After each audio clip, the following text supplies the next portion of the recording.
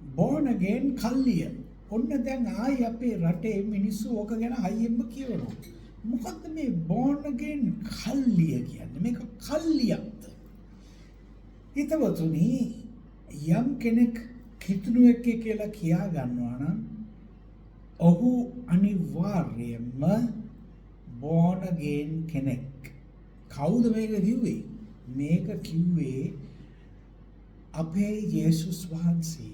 උන්වහන්සේ කිව්වා මිනිස්සෙක් නැවත ඉපදුනේ නැත්නම් born again උනේ නැත්නම් දෙවියන් වහන්සේගේ රාජ්‍ය අත්දකින්න බෑ කියලා. මොකද මේ දෙවියන් වහන්සේගේ රාජ්‍ය අත්දකින්න බෑ කියන්නේ?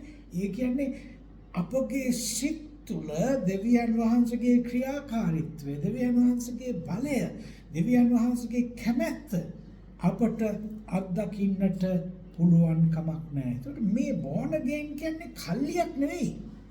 born again කියන්නේ අධ්‍යාත්මික පරිවර්තනයක්. අපේ ඇතුළාන්තයෙන් සිදුවන පරිවර්තනයක්. ඒ පරිවර්තනය සිදු වුණාම මේ අපි කල්ලියකට අයිති වෙන්නේ නැහැ.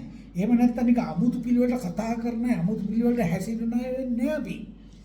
අනිවාර්යයෙන්ම දෙවියන් වහන්සේගේ කැමැත්ත අපේ ජීවිත තුලින් සිදු කර ගැනීම තමයි අපේ තිබෙන ප්‍රධාන වගකීම. ඒ දේව කැමැත්ත තුල අපි ජීවත් වෙනවා නම් අනිවාර්යයෙන්ම අපි ජීවත් වන පරිසරය තුල අපේ සමාජය තුල අපෙන් යම් ආකාර යහපතක් බලපෑමක් කියනකට වඩා යම් ආකාර යහපතක් සිදු විය යුතුමයි. ඉතින් අපි වැඩ කරන තැන්වල වෙන්න පුළුවන්, අපි ආශ්‍රය කරන මිතුරන් අතර වෙන්න පුළුවන්, අපේ පවුල් තුල වෙන්න පුළුවන්, අපේ ලෝකේ ඕනම තැනක වෙන්න පුළුවන්.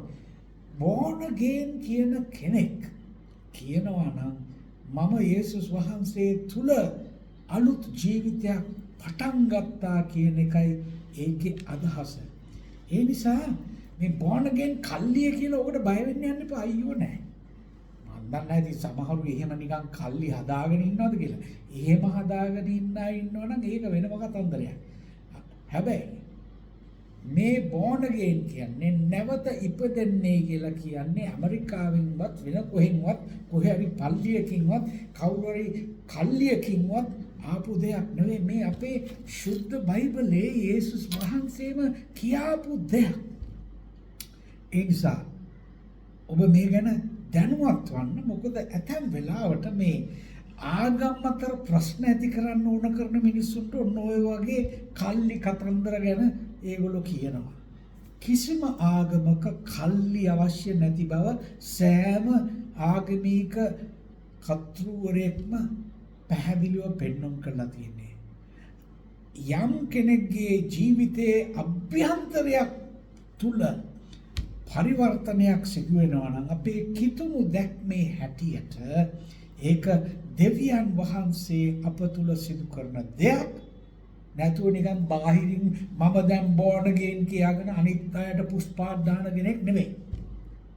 ඔහු සැබවින්ම හදවතින්ම ජනතාවට අන් මනුෂ්‍යයන්ට ආදරය කරමින් යහපත සලස්වන කෙනෙක්.